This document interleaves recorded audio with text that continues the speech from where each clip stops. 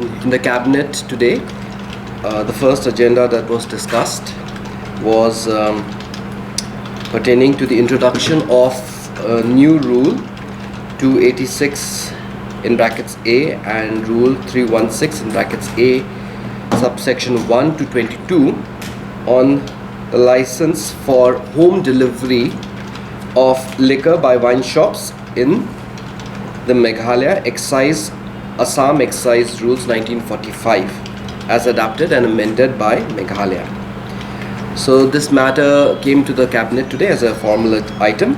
It was discussed, and after discussions, this agenda was approved by the cabinet, and now the introduction of a new rule to the Meghalaya Excise Rules as was adopted by the cabinet. The order for home delivery shall not exceed 3 liters of foreign liquor or wine and 4 liters of beer per customer per order. Secondly, the licensee shall submit a list of delivery personnel showing their name, valid ID proof, residential address, vehicle number to be used for delivery, mobile number to the Deputy Commissioner, and shall also inform of any changes of delivery personnel, vehicle, etc. to the DC from time to time.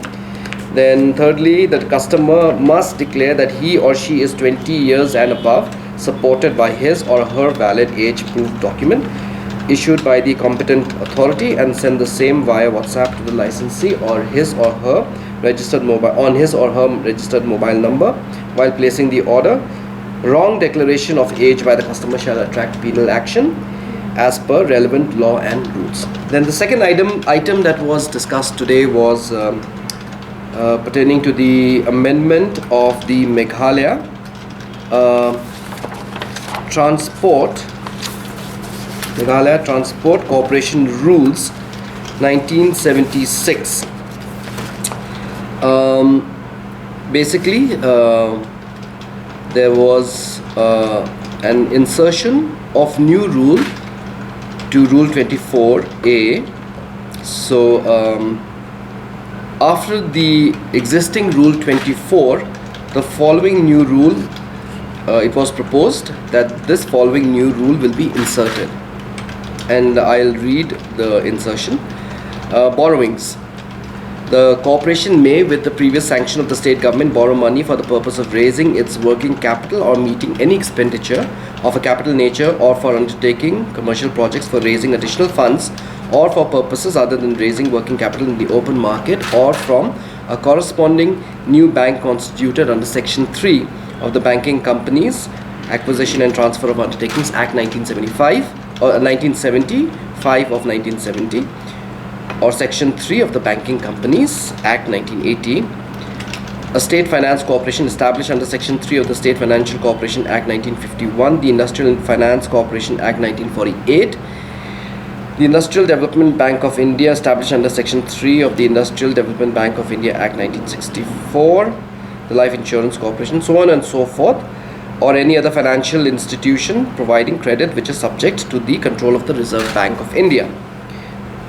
So this cabinet agenda was placed before the cabinet, and the discussion was held whether law and finance had given their concurrence, and the vetting was placed, and this was also passed by the cabinet. Third agenda which was discussed was regarding the revised guidelines for operating the Meghalaya Environment Protection and Restoration Fund, the MEPRF. So under this, where is this? Under this, this matter was taken up by the NGT. The guidelines were discussed by the NGT, and they had made certain observations, because of which revised guidelines had to be again furnished to the NGT. And in a meeting held on the 19th of June 2020, the NGT committee went through the revised guidelines, and they conveyed their approval, and these guidelines were then therefore been put up to the cabinet for approval. So this was discussed, and these were approved. Utilization of the Meghalaya Environment Protection and Restoration Fund, MEPRF. Okay, so basically the proposal was that to issue revised guidelines for utilizing the MEPRF, which has been approved by the NGT Committee Meghalaya headed by Honorable Justice B.D. Agarwal. Draft revised guidelines for utilizing the MEPRF were put up, and the Law Department has vetted it, and these were discussed and approved by the Cabinet. The MEPRF so far has collected rupees 445 crores 16 lakhs 49,200. 450. Oh, 445 crores 16 lakhs 49,200. Then the next agenda formal item which was placed before the Cabinet was the issue of VIPs taking salute on Independence Day at various places in the state.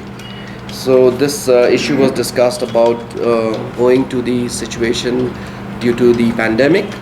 It was decided that the districts would take the salute by the district officials, and Shillong would be the place where Honorable Chief Minister would take the salute. The matter was placed before the Cabinet to amend Rule 7 and Rule 8 of the Meghalaya Mineral Cess Rules 1989. This is basically to provide for payment of cess through online GRAS, that's the Government Receipt Accounting System. This is in addition to Treasury Challans, which is the existing system right now.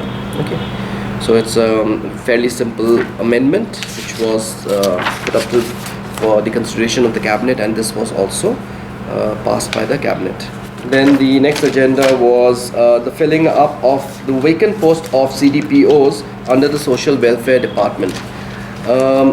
This agenda came up because in the year 2018, the Department of Social Welfare had written to MPSC to for I think 6. Let me just confirm this, for six numbers of vacancies, and this was advertised by the MPSC, but then MPSC there was, because of various reasons, probably not able to revert back regarding the process for recruitment.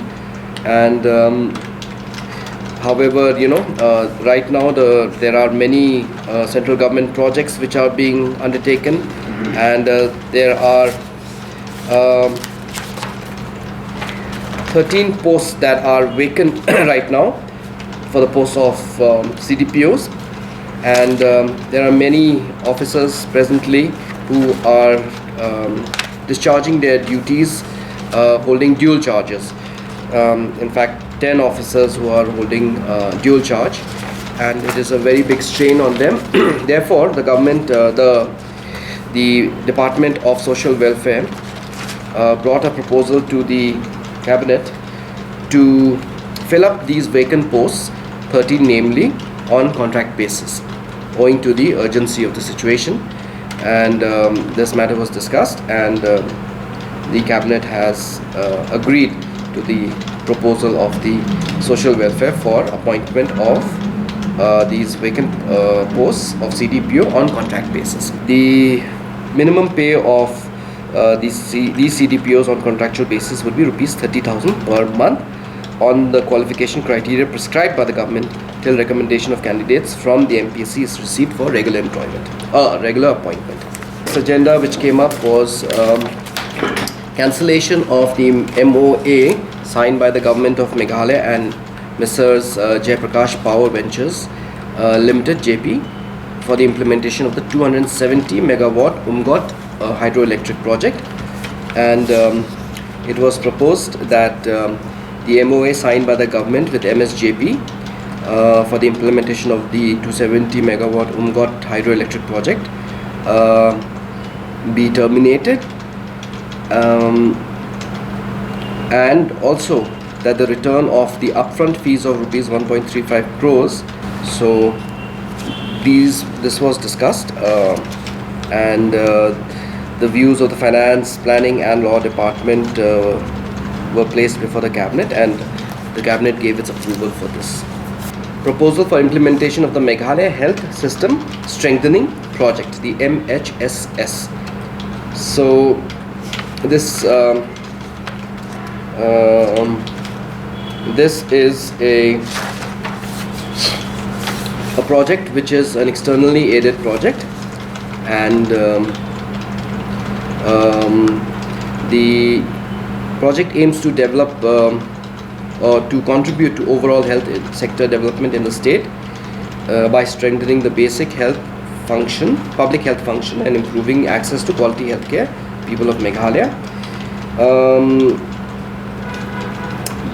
The project will be financed by the government of Meghalaya and the World Bank, 80% and 80% by World Bank and 20% by the government of Meghalaya, and would function under the direction of the project steering committee headed by the additional chief secretary / commissioner secretary health, or commissioner secretary finance department.